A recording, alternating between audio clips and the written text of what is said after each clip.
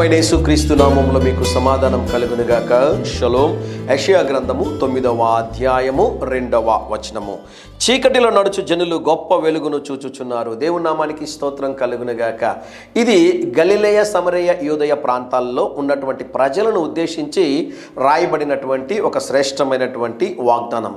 దీని కంటిన్యూషన్ చాలా అద్భుతంగా ఉంటుందండి. మరణ ఛాయల గల దేశ నివాసుల మీద వెలుగు ప్రకాశించెను, నజరేతు నుండి మంచిదేదైనా వచ్చినా అని వాగ్దానము లేఖనాల్లో రాయబడి ఉన్నది. ఈ ప్రాంతంలో వారు చేపలు పట్టేటటువంటి వ్యాపారం చేసేటటువంటి వారు. ఒక మాటలో చెప్పాలి అంటే స్లమ్ ఏరియా, దొంగలు దొమ్మి చేసేటటువంటి వారు ఉన్నటువంటి ప్రాంతం. ఆ ప్రాంతంలో మన ప్రభువైన యేసుక్రీస్తు వారు బెత్లెహేములో జన్మిస్తే ఆయన పెరిగినదంతా కూడా లేఖన ప్రకారముగా నజరేతులు ఆయన పెరిగినట్లుగా మనం చూస్తున్నాం. అంటే దేవుడు అంత్యకాలంలో ఆ ప్రాంతాన్ని మహిమ కలిగినటువంటి ప్రాంతంగా చేస్తాను అని దేవుడు ఇచ్చినటువంటి వాగ్దానాన్ని దేవుడు నెరవేర్చాడు. గమనించండి ప్రియులారా, మబ్బు తొలగిపోతుంది, చీకటి తొలగిపోతుంది, వెలుగు కలుగుతుంది అని మన యేసుక్రీస్తు వారి జననాన్ని గురించి ఇక్కడ తెలియజేయబడినటువంటి వాగ్దానము. 2022 సంవత్సరములో డిసెంబర్ మాసము 13, 14, 15 తేదీల్లో మా ప్రాంతంలో క్రిస్మస్ సంబరాలు జరిపించాం.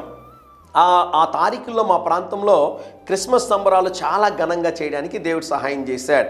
చాలామంది నన్ను అడుగుతుంటారు, ఆ 2022 సంవత్సరం మటుకు చేశారు, ప్రతి సంవత్సరం చేయొచ్చు కదా, ఎందుకు మీరు చేయడం లేదని అనేకులు నన్ను అడుగుతూ ఉంటారు. కారణం చెప్పమంటారా ప్రియులారా? ఆ మీటింగ్కి కొన్ని లక్షల రూపాయలు ఖర్చు అయింది. నాకు వస్తున్న కానుకలన్నింటినీ సమకూర్చుకొని ఒక 2 సంవత్సరాలు, 3 సంవత్సరాలు, 4 సంవత్సరాల కానుకలను సమకూర్చుకొని మీటింగ్ పెట్టడం జరుగుతుంది ప్రియులారా. దాదాపుగా 10 లక్షల కన్నా అధికంగా డబ్బులు ఆ మీటింగ్స్కి ఖర్చు అయ్యాయి.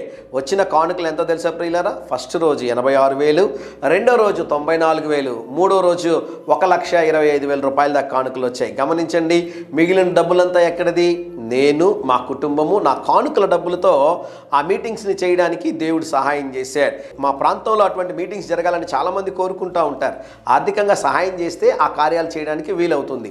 ఇన్ని లక్షల రూపాయలు ఖర్చు పెట్టిన తర్వాత భయంకరంగా వర్షం పడడం ప్రారంభించిందండి. ఎడతెరిపి లేకుండా వర్షం పడుతూ ఉంది. అన్నిటికీ మేము అడ్వాన్స్ కట్టాం. ఆ డేట్స్లో వస్తున్నటువంటి దైవజనులు కూడా గొప్ప దైవజనులు. డిసెంబర్ మాసం అంతా కూడా ఫుల్ షెడ్యూల్లో ఉన్నారన్నమాట. వారు ఒకరోజు మార్చి పెట్టడానికి కూడా వీలు లేదు.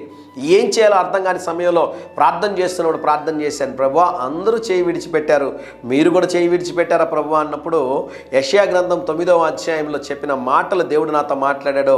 మబ్బు నిలవనేరదు అన్నాడు. దేవుని నామానికి స్తోత్రం కలుగును గాక. చీకటి కలిగిన ప్రాంతంలో మబ్బు నిలవనేరదని ఒక వాగ్దానం ఎవరో పంపించారు నాకు. ఆ వాగ్దానాన్ని, ఆ స్క్రీన్ షాట్ని ఇప్పటికీ అలాగే భద్రంగా పెట్టుకున్నాను. ప్రార్థన చేశాను, కన్నీటితో ప్రార్థన చేశాం. 3 రోజులు ఒక్క చుక్క వర్షం పడకుండా దేవుడు మీటింగ్స్ని ఘనంగా జరిగించాడు. ఈ ఉదయకాల సమయంలో దేవుని సేవకుడిగా తెలియజేస్తున్నాను, నీ జీవితంలో ఏ ప్రాంతంలో చీకటి ఉన్నా దేవుడు వెలుగును ప్రకాశింపజేసి చీకటిని తొలగించి నిన్ను ఆశీర్వాదకరంగా అనేకులకి వెలుగునిచ్చేటటువంటి దీవెనకరంగా దేవుడు ఉంచునుగాక. ధైర్యంగా ఈ దినాన్ని ఎదుర్కోండి. దేవుని సన్నిధి మీకు తోడుగా వచ్చునుగాక. ప్రియ పరలోకపు తండ్రి, ఈ ఉదయకాల సమయంలో మా ప్రియుల జీవితాల్లో అద్భుతంగా నాయన వెలిగించి అనేకులకి ఆశీర్వాదకరంగా దీవెనకరంగా చేయమని యేసు నామములో ప్రార్థిస్తున్నాము తండ్రి. Amen, amen.